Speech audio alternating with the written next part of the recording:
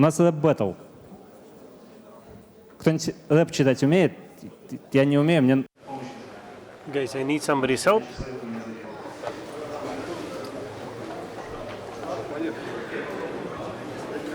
So we'll have a veritable battle here.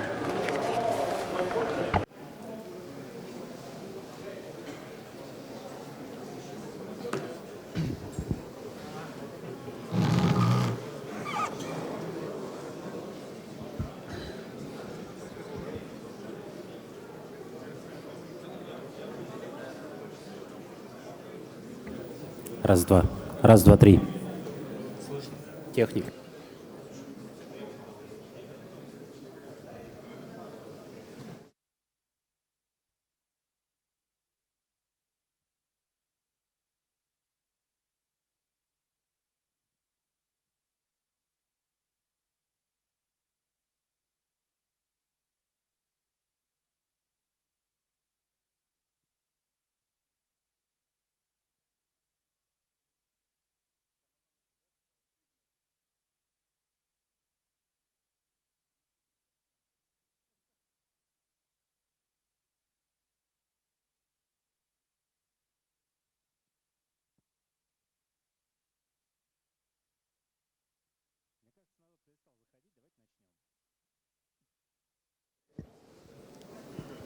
Да?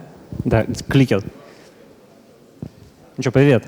I think people have stopped coming in, so I suggest we get started. Vladimir, I'm Sergey. Now, I'll tell you a gloomy story while Sergey will explain that everything is actually fine. And I'll try to explain why things are so bad and how come it's so gloomy.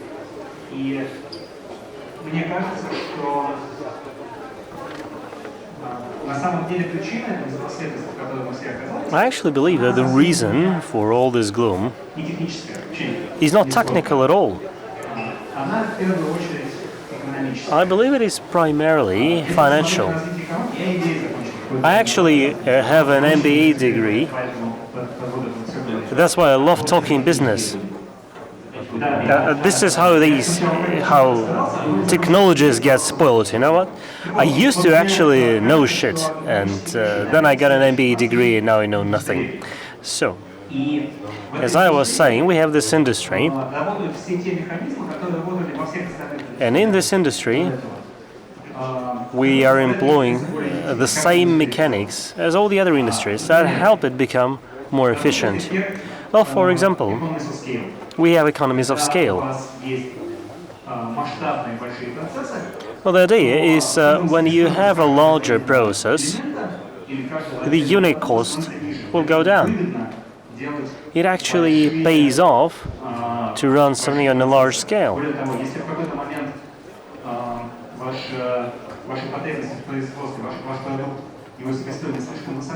Moreover, if your costs are way too high, it might make sense for you to merge with somebody else. Well, this is how Volkswagen bought up Audi.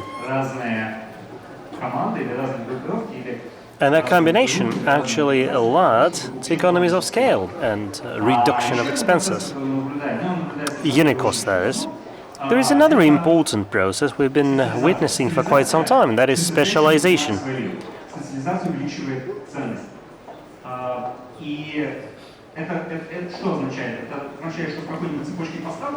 What this essentially means is that in a particular supply chain, where you have, for example, a farmer producing milk and a store selling this milk to you, obviously these are the endpoints in the supply chain, and there will be some other agents between them.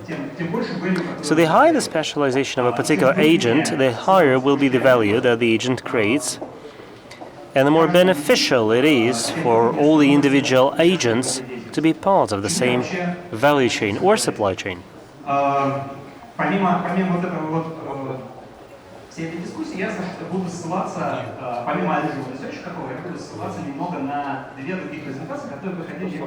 also refer in my presentation to two presentations. Have you seen this one?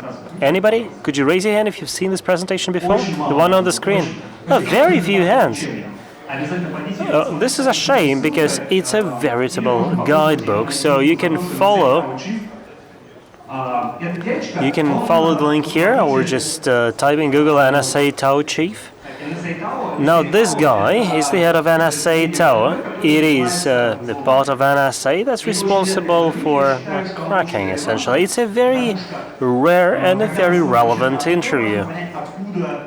When we talk about APTs, it's important to understand where they come from. And this is a very relevant interview because NSA is one of the biggest suppliers of this sort of codes and APTs generally. Cyber criminals obviously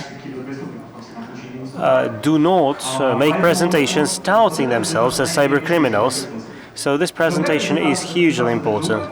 Another one is the presentation of the group. Well, this one is just a couple of weeks old, and there he actually talks about the structure of APT. And although this guy has got nothing to do with three-letter agencies, he seems to be talking very sensible things. So it is very important learning, if you like. It's very useful to hear it directly from somebody who is part and parcel of this pretty convoluted supply chain. Now I'm putting back my IT hat on, and recently I've seen a number of networks and a number of organizations. I initially worked for Yandex, but recently I've had an opportunity to study the networks of smaller companies. So this is the kind of email you will get as a network guy. So I'm asking the admin, why would he need it? Why do you need him a particular switch, for example? And he says, I need one separate, very simple switch for Heartbeat because I want to connect cluster nodes because their network is lousy. What this leads to in real life, I will show here. So we have a production environment here, a production environment there, and we try building a proper network. So we have access switches. Next we do aggregation. This is the network core, and this is where we have a firewall with IPS. This is the monitoring and control part of the network. This will be the infrastructure services, such as information security service, network management, Active Directory, or whatever you're lucky or not so lucky to have. Shown here are the software developers, users, and managers. Now let's look at the structure of the segments. So this is the information security cluster. Obviously, you should be talking to the firewall. They should be part of the same segment. And obviously, admins should be able to connect to the management cluster. We have production here and there. Oh, I'm sorry, we also have production here. So we connect it all via a hub, and we also want them to be in the same segment, right? And admins also need access to it. And this is our test environment. And admins obviously need access to this one. And this is our infrastructure logging service. And obviously all network equipment should talk to it. The admins are included. And then we can, for example, put an initial release of our super duper software that we're obviously putting in the test environment first. And obviously admins want to have a look at it before you put it in the production environment. And managers and admins need access to it. And also the CEO wants to have privileged access to the production environment, and he needs to go through authentication, obviously. And he also wants to read the logs, and you can't say no to the CEO. That's why he needs access to the log system. And our security people are telling us that they need centralized access control for all the systems, including the firewalls. So they say they need infrastructure access as well. And they say they need access to the production environment altogether. Потом у нас появляется внешний консультант. And then we have an external advisor who wants to actually check the quality of our quality assurance.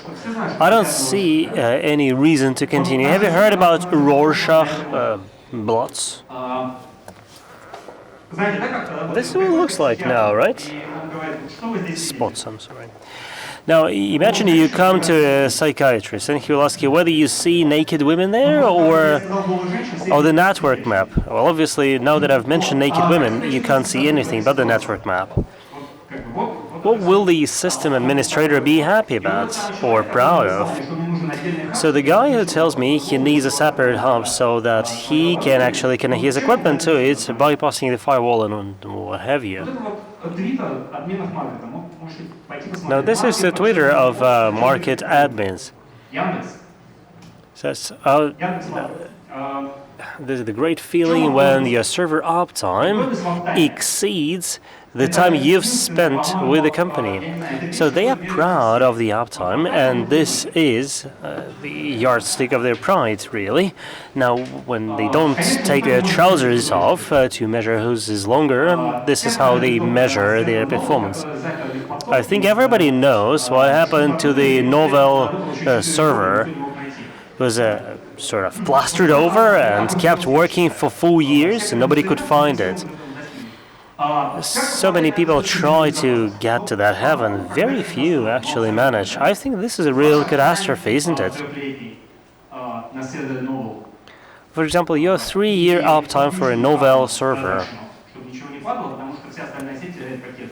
Because the whole network will be missing packets. Может быть, эта статья, она You might think that something has changed since 2001. контейнеры Docker containers everywhere. All they say that they will give us insulation, security, everything. Motherhood and apple pie. But you can find on GitHub an exploit that will help you leave a Docker container, and you can easily read any files with any access rights in the host system. And this is not a problem of Docker itself, it's just a problem of the way Windows does containerization. Well, currently they only have 6 types, and SA Linux, for example, does not support namespacing. И вот наш типичный докер-файл. Now, this is the typical Docker file. We often say that Dockers are these mini services or mini containers, and they are really minute. So this is your typical Docker file, and 99% of Docker files I've seen in my life would start like this. From Ubuntu 14.04. Well, this essentially means that you first put inside your container your whole operating system. With the whole attack surface you can find inside the operating system, the whole shebang. And if you don't think this is enough, you're also going to mount something there. How are you going to do that? Well, you just use the curl to access the stuff from the internet. Do you see any checks there? I don't. So you just put it straight into production. Then you unpack it and you launch it. And then you will call the application that you need. And you hope that it will be working fine. This is our brave new world. Now, this is a slide from the presentation made by a Docker person. So there are lots of ideas there about how you can actually make it safe. Read the last one. Ultimately, do everything in a virtual machine. And this is not a code snippet insertion or anything. This is the real bona fide presentation coming straight from Docker. Well, I often... Anybody uses torrents? Cool. Oh, guys. What a shame. So what I often do, I buy virtual machines for a couple of months and I launch torrent nodes just to study traffic correlation. So I bought a virtual machine from a particular provider. I start it up. Then I start LAS, and this is what I see. right inside the virtual machine. I can give you ellipsis if you're interested. Nothing special in it, really.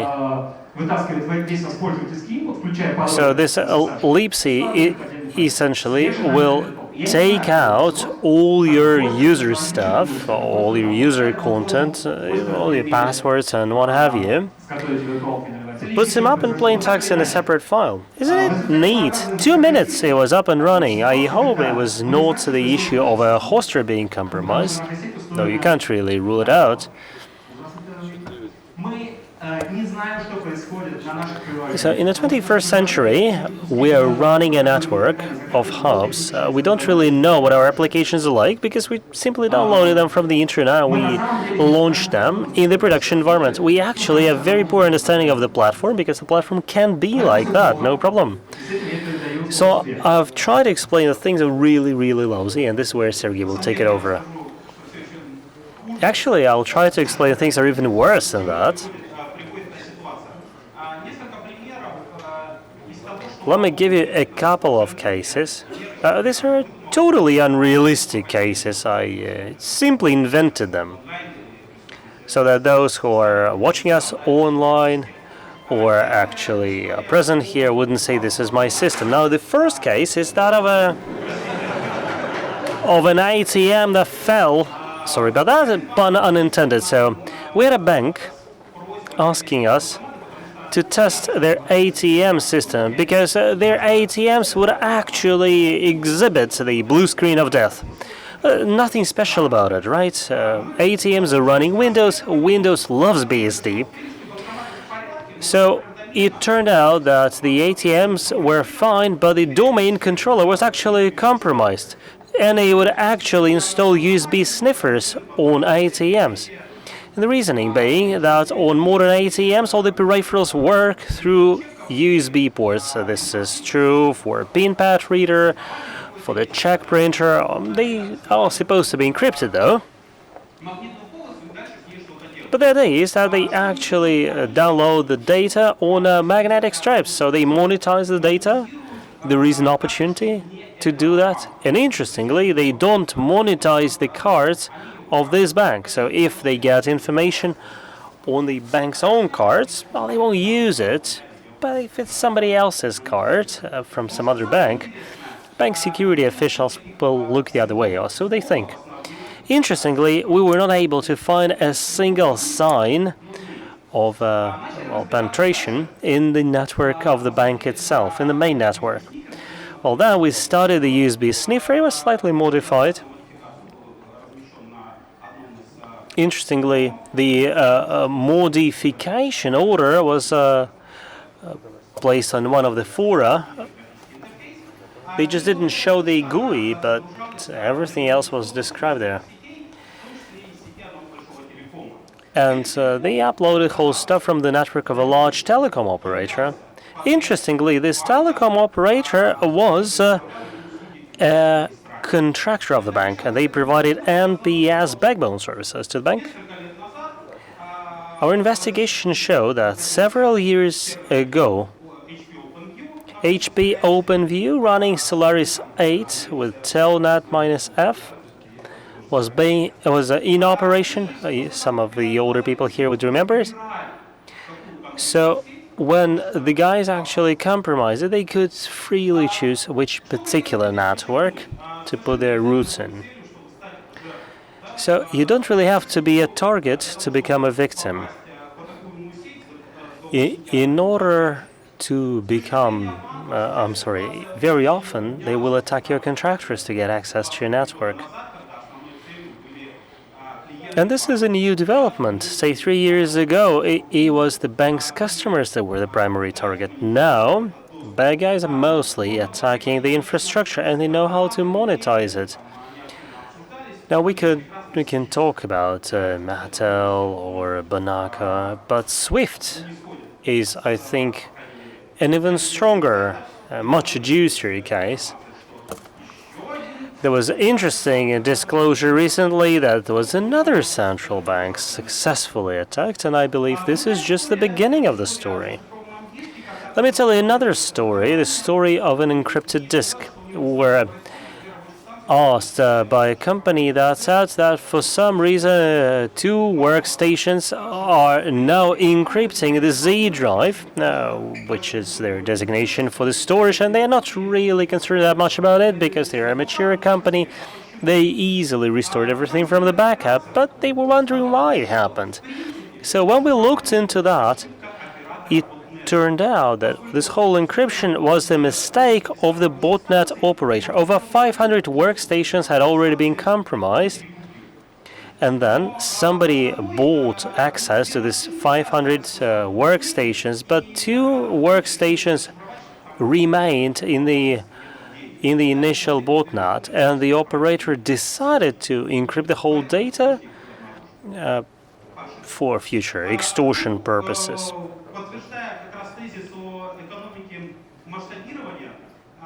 And trying to prove the initial idea of effects of scale, I like to point out that the dark markets do exist, and operators are highly specialized. Often, to get access to a particular organization or their network, you don't really have to hack it. If you know the addresses, you can either place a bounty for access, or you can simply ask whether anybody's botnet has particular host names or ranges of IP addresses,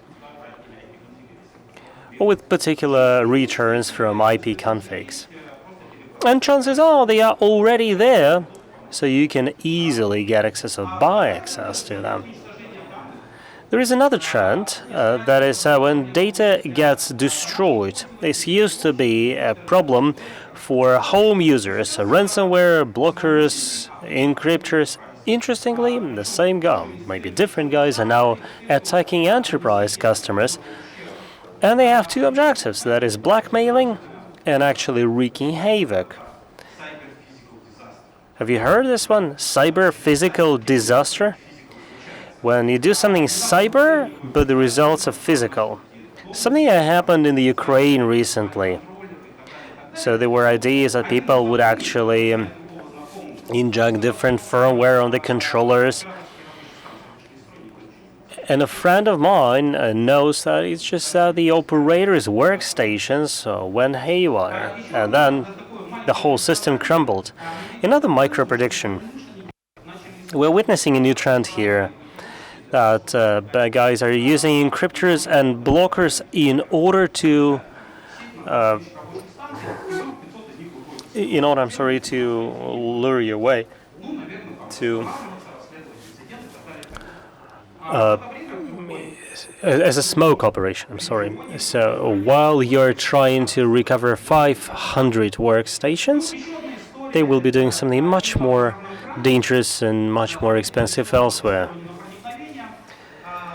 Third case, during our regular pen test, our team was able to find access to a typical FTP server backup issue. So for some reason, VPN passwords were there. So for a day, we tried to get access from this network to the SCADA network. There was a telnet server there, so it took us longer, about more than a day. But we were able to find computers running web servers. But it turned out these were essentially fire emergency plugs.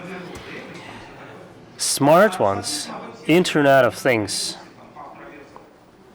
So we did path traversal. We go on to the sensors, and it turns out that they are talking to servers, and we do path traversal on the server. We see who else is connected to the same server. We discover lots of other sensors, but they have different ranges of IP addresses, which means they're physically sitting in other segments of the network.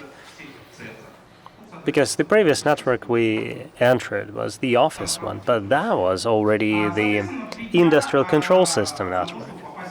So it took us about 3 days to reach SCADA system from the internet. And this is what I call the backside of the perimeter.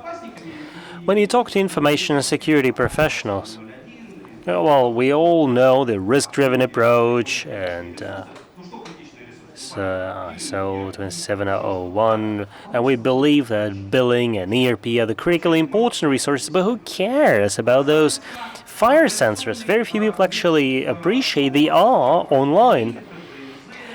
But with the IoT, you don't really need to crack something that is properly secured when you can easily compromise the whole organization through something that is insecure that way. This is something that has been described a number of times, like how many ATMs are directly accessible on the internet via 4G modems. Olga Kochta will have a thrilling presentation about that. I'm just teasing you guys. Same goes for SCADAs. Now, let's look at APTs now, because APT is more fun than crime. Because APTs are usually funded by a state. The number of APT influence, so to speak, attacks keeps growing. In early 10s, these were very rare cases. You might remember the day when they broke RSA or the Aurora operation. Now, guessing who did that could be fun, but the rest is pretty boring. We get used to this tsunami of news. Please know that these IPTs can be very different. Take blue termite, for example. Blue termite targeted Japan. In particular, everybody else, if they were touched by it, it was happenstance. But there was a Blockbuster. Lots of organizations were involved in the investigation. Anybody knows why they call it Blockbuster? I actually have prizes for the right answers, a T-shirt. So you can cry the right answer, shout it out. So the idea is that these were the guys who were instrumental in the attack on Sony Pictures. Now, you guys can guess which particular country mounted that particular attack, but in fact, Blockbuster hit a number of different countries. Cyber weaponry, although it's cyber, works in the same manner as all the other arms. According to Chekhov, if you have a gun hanging on the wall, it will shoot by the end of the play. So the first, so to speak, traces of APTs go back to 2001. Many of us are doing engineering here. So from the R&D perspective, year 2001 must be the middle of the life cycle, right? Because it all starts with the order, then you have design, detailed design, and so on and so forth. And only after that, you see it employed, you see it in use. So we are seeing now that many professional groups sponsored by the state have already amassed a significant amount of cyber weaponry. Unlike AK-47, this weaponry has to be used because it will go stale and it will rot pretty quickly. So it's only natural that some of the older products are surfacing here and there. They're mushrooming, so to speak, because it's a shame to keep them on the shelf.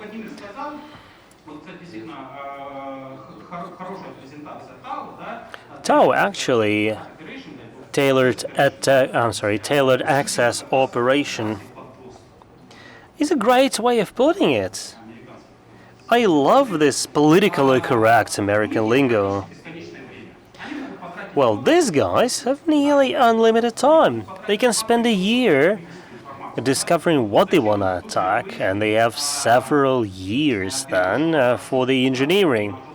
Now, Equation would change the firmware on the hard drives and make hidden areas there. So they did it so that even after you trash the drive, after having wiped it for 7 times, you would still be able to recover it from a dustbin and find data in the hidden area. And there are similar cases with other APTs, take Fanny, for example. I assume Duku has been properly covered by mass media, and Kaspersky knows a lot about threats, even about those that were discovered within the Kaspersky own network. So Duku was discovered in the network of Kaspersky Labs, and interestingly, they discovered it in hotels. The hotels where Iranian nuclear program was actually discussed at a high level. Now, this is a pretty old video about dark hotel operation, which is still running. So these guys break into hotel networks, and they then do spear phishing, targeted spear phishing on a particular person they need, because through the registration system they will know when a particular person checks in. And since the same guys control the internet and the Wi-Fi, they can easily do MITM on a particular person.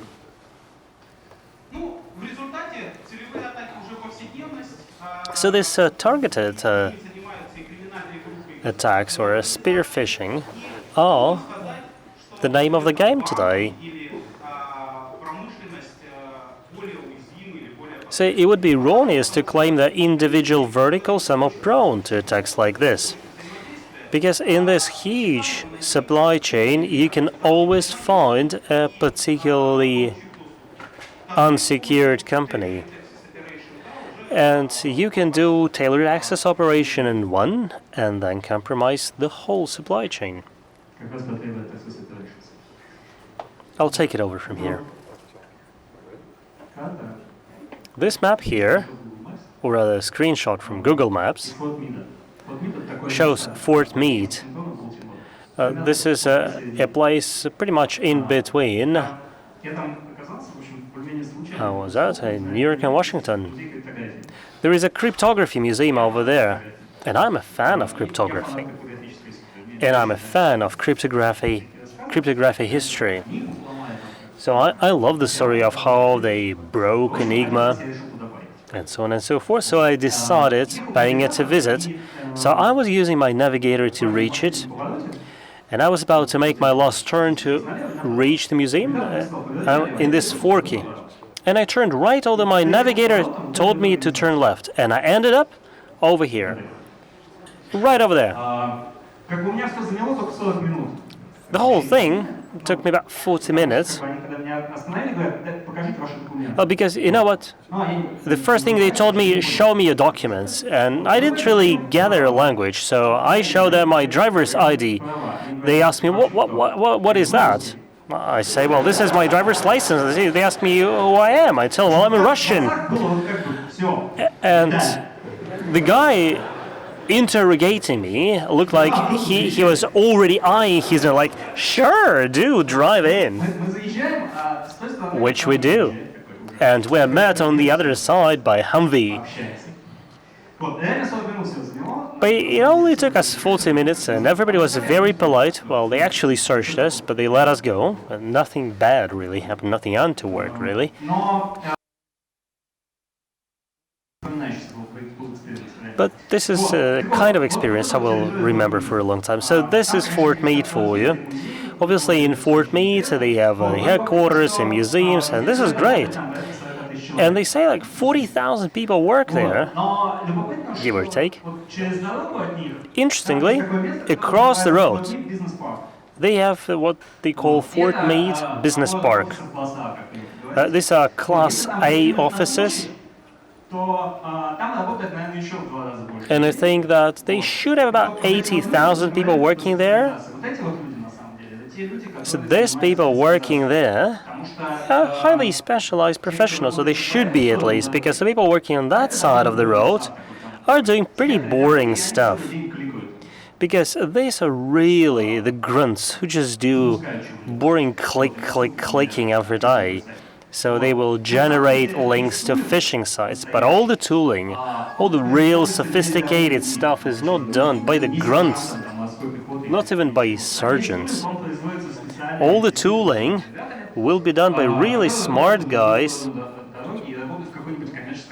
who will be working for commercial contractors. So what Sergey told you about, R&D, for example, so the first part, the conceptual design, if you like, well, this is where it's concentrated. Interestingly, they have a school and a kindergarten nearby. Does any of you guys send your kids to kindergartens run by ministries or agencies? Actually, we have very few of this left. We used to have many more.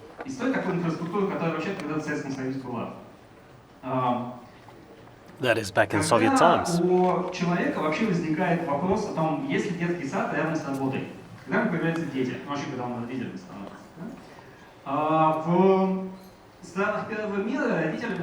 In the first world countries, people usually have their first kids when they are about 35, maybe 40. And they also have a school over there.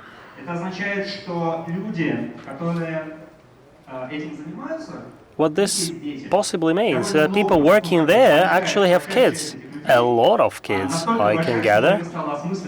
Well, because otherwise you wouldn't want to create a school and a kindergarten there. So most of these guys are old enough to have school-age kids. They should be my age, 35 to 40. Now this means these guys have been doing this stuff, I guess, for 15 or 20 years, right after the university, right after college. And that, in turn, means that when some of you guys were only born, these people were already there, developing or researching,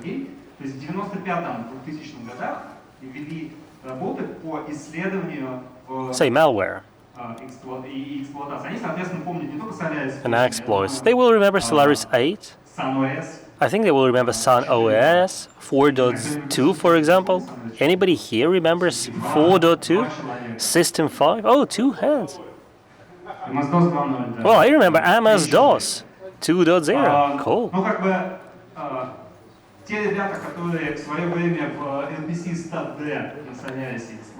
So the guys who exploited buffer overflow on Solaris, I think I saw Solar here. Did you do that? Oh, you will remember that for sure. Oh, we do have a couple of older guys here. Yeah, it's such a privilege to stand in your halo. So with all their experience, with all their skills, with the developments they started back in 1995,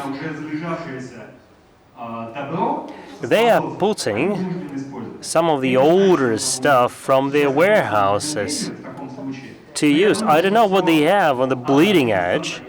They also have a gym, right. For people like me, that's very important. Like when you're over 30, you need a gym.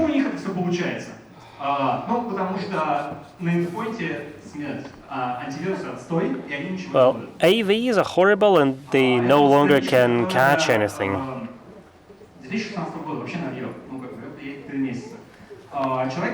So this page is what, 3 months old? Now what this guy does is extremely simple. There should be a link there. You're right. So it's a two-jump technique, and 0 out of 56 AVs find it. Endpoint protection is dead. Well, you can argue it never existed, but AVs today are crap. They don't do a thing. Well, you can claim that malware will never be autonomous. It will need to reach something over the network. For example, it will try to do OpenURL. because it will need to download payloads or will need to request commands or feed data to a remote server. So you can argue that you can look for the traffic, for say outbound traffic, you can put your own sniffer, an IDS, an IPS on it, so that we can discover this outbound traffic. What will it find there? Signatures, right? And signatures no longer work. Signatures on the network are no different from signatures that AVs use, because malware and viruses know how to update faster than AVs update their signature databases.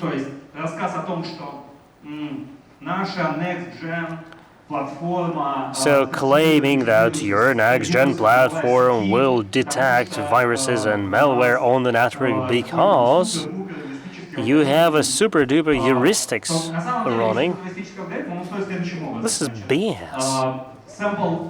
The way this heuristics works is as follows. You send your sample to VirusTotal, and then you see how many AVs react to it.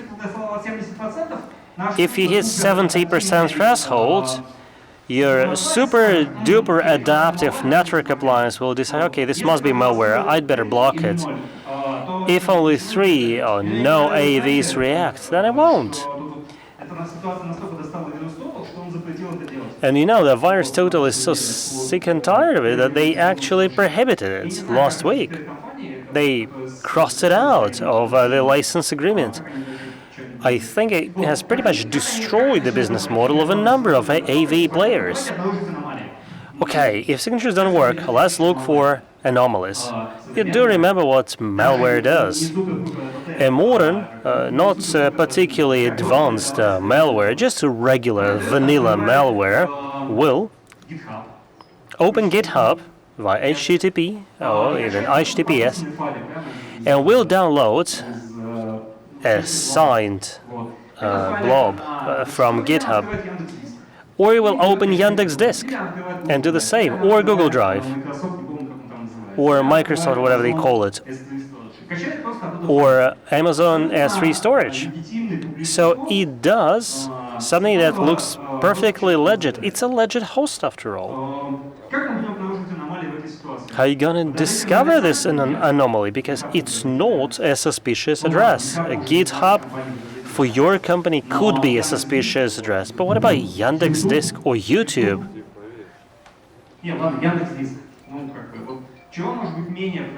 What could be less suspicious than Yandex Disk or Yandex Mail or Mail.ru? And you can't reject them, or it's difficult to reject them.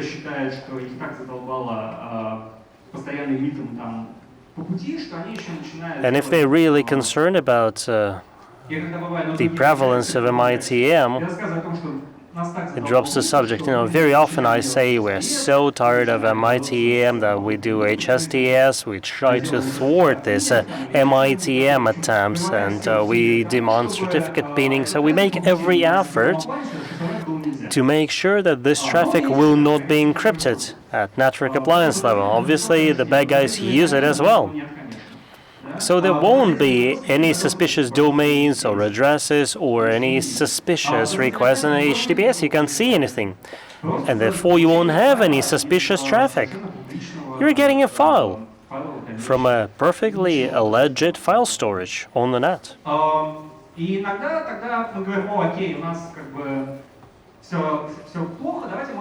Yeah, well, you can argue things are really, really bad, and you will want to have your last resort, so to speak. And you will want to study network entropy. This is the level of network entropy for SSH. Well, you can distinguish SSH from pretty much any other session. So you see key generation process, and it takes about 5 bits per byte of entropy. Это переменная So finally you have your keys. This is where you do your Diffie-Hellman. И потом у нас, получается настоящий такой трафик, он выступит. And then you have your regular traffic. 8-bit regular traffic. That's all you can have. В реальной ситуации, когда вы наблюдаете за аномалиями, Now, when you're watching anomalies in real life, the anomalies on your network, everything you will see will be a significant amount of high entropy traffic, which is perfectly normal for a typical enterprise. все крупные сайты сейчас All the big sites today are trying to be HTTPS only. никому не нравится МИТ, никому не нравится. Nobody likes traffic sniffing, nobody wants MITM or other problems, and they have a right to think like that. They are trying to assure the security of their users. But Чего-то защищать. when you try to protect yourself on the network, Никакой дополнительной информации не получите. you find yourself unable to extract any Защита, она тоже умерла. extra information, which means that network protection is dead as well. Everyone is dead, have you noticed? I am the devil's advocate here, Мне всегда maybe due to my corporate affiliation.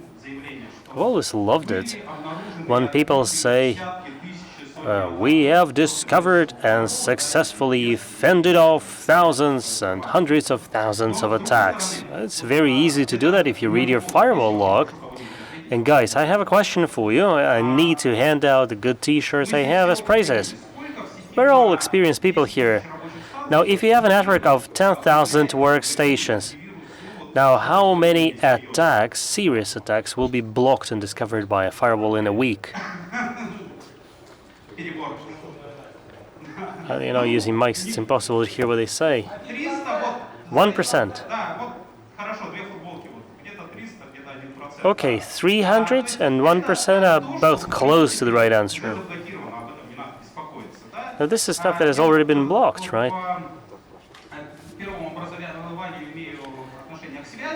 Well, my first degree is in communications, so I love Gaussian distribution. So the current attacks I just call white noise. All you gotta do is filter them out and focus on the stuff beyond the 3 sigmas. So IPS is dead, firewall is dead, AV is dead. Oh, we can do permit IP, any log, and put it into our CEM so that it will do magic correlations. Why would you do that if it has already been blocked? Also remember broadband signals? So the perp, who has loads of opportunities and limitless time, is not going to leverage his potential at a particular moment. He will try to mimic into the white noise and spread his effort. So we need to filter the white noise out. I took this beautiful picture from Gartner. In line with the tenets of IS, we have predictive, corrective, preventive, and responsive IS. Well, predictive is the fanciest part, obviously. So all modern technologies that are being actively promoted today, they're either detecting, maybe responding. Very few are trying to predict anything. I'm not saying it's bad. Somebody needs to do that. But once the attack has already been mounted, well, we're already paying for it, right? Even if you're just minimizing the expenses, there are operational costs involved in doing that. So we need to filter as much as possible.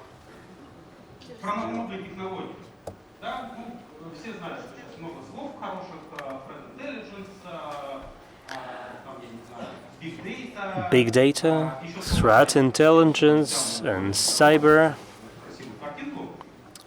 I stole this beautiful picture from Cory Doctorow, and he actually said that if you don't know what to say, add the word cyber to anything you say and you will sound very smart. Sandboxing? Oh, yeah, right. We should actually call it cyber sandboxing, absolutely. It's a business presentation, isn't it? So I'm thinking back to 2004 when Off Topic published an article on bypassing personal firewalls. And IDSs and nodes. And 10 years later, other good people published an article on bypassing sandboxes.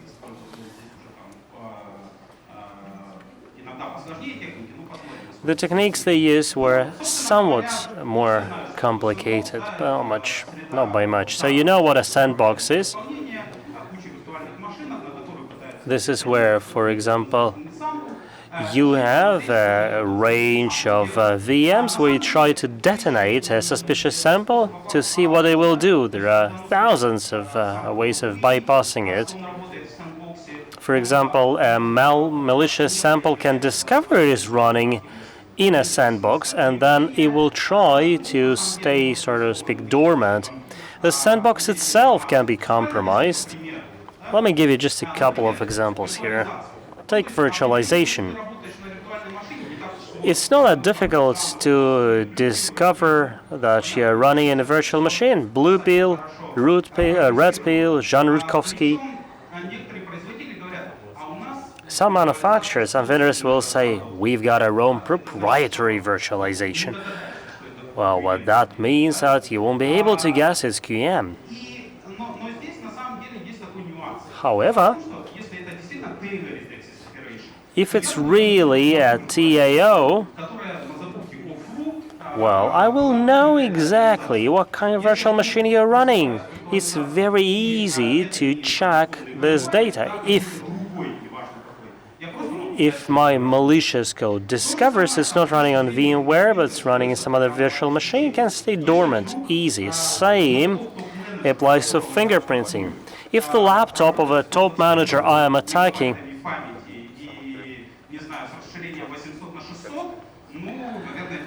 has a resolution of 800 by 600 and 120 megabytes of memory, maybe it's the wrong machine, not the one I need to be attacking. Now, a friend of mine told me this story. So sandboxes need to watch the behavior of individual processes, so they need to do some tracing. So they need to upload DLLs, or they need to do something at the hypervisor level, invoke Windows API functions, for example. So this is a discussion from WASM forum in 2007. Now, if you did debugging, you will instantly know what I'm talking about. So you do a jump, first 4 bytes into your function. So whenever you see jump function, well, you will simply stay dormant if you're malware.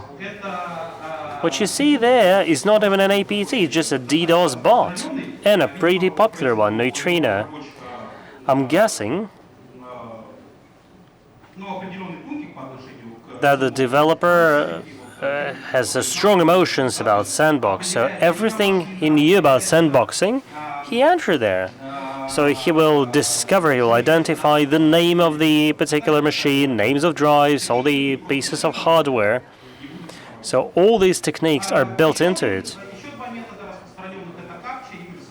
Capture and timing attacks, if you like, can also be used.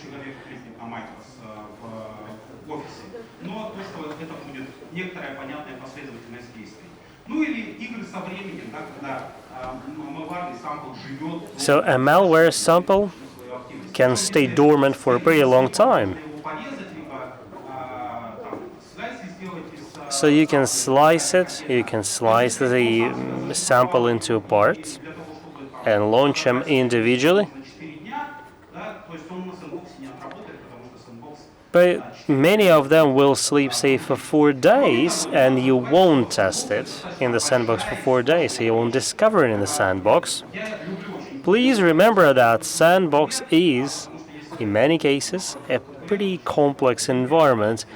I love mentioning Kaku because we don't have a pair agreement with them, obviously. And remember that any hypervisor is complex, which means it has vulnerabilities, and the sandbox itself will be working with a highly untrusted sort of input. It can easily happen that the malware it is looking into has been designed to compromise this particular malware. There was a recent case, which I won't name. This is what they call third chance vulnerability. The idea is that data from sandbox runtime tracing would represent properly in the sandbox, but it would detonate in CM because CM didn't properly filter anything, which I think is a great technique. Now, what do you do about it? Is there anything on the system that will will behave like a target? So you can have a dummy target, right? So that the perp doesn't think that it's actually dealing with a dummy. Can anybody name this sort of hardware? Right, the target itself. Perfect.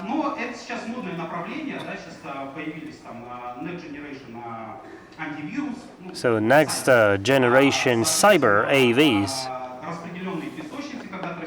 have distributed sandboxes where activity on endpoints is traced. So I'm expecting that by 2018 or so, this approach will be compromised as well. But it's really popular today.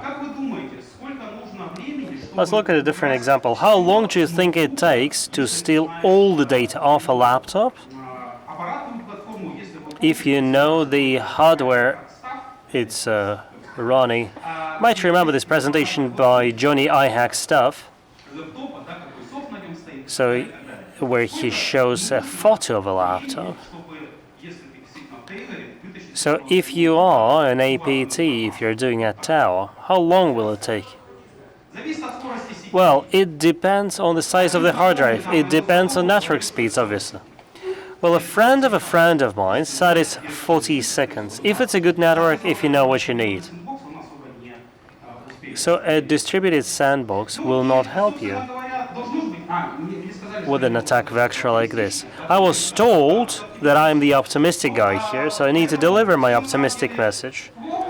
Wait for it. Things are really ugly, but don't give up. We gotta think about preventing attacks. We should be thinking about the future. Cyber threat intelligence could be important. We also need to detect successful attacks and minimize the impact.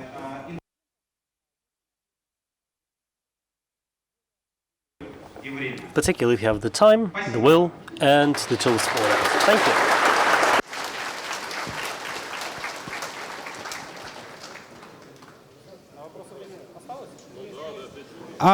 Коллеги, у меня еще 2 футболки на вопросы. I have 2 more T-shirts for those who can answer my questions.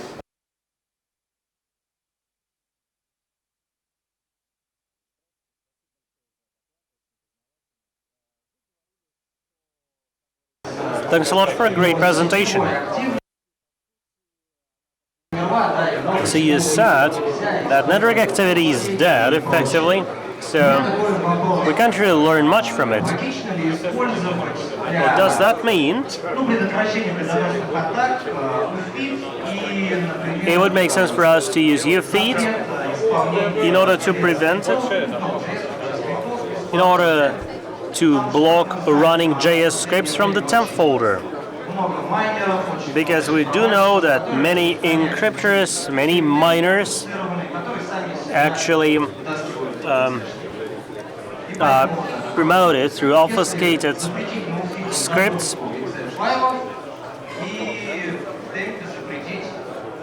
What do you think about it?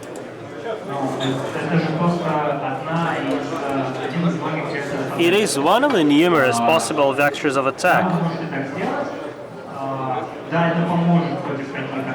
And it might help against attacks like this, but no, it won't help you for long. I am not saying it's a silver bullet. I'm just saying it does give you some protection. That's right.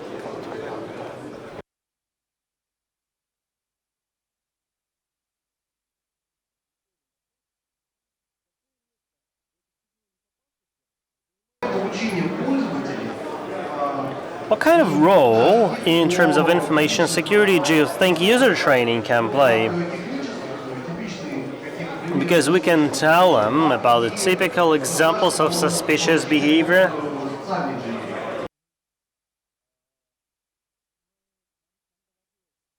Social engineering could also be part of it, right? We're asked to do controlled user phishing. The results were as follows. In a well-trained audience, about 25 to 30% of phishing attempts turn out to be successful. Mac OS users are a separate case. For them, the percentage is 100%. People believe that their operating system is very secure.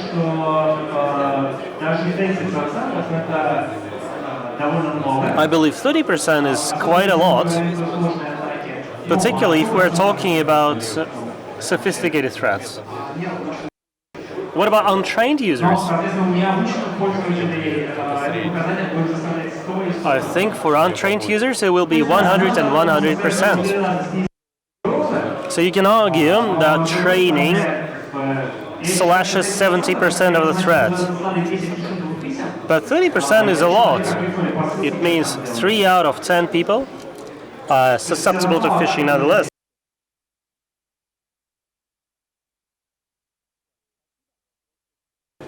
More questions?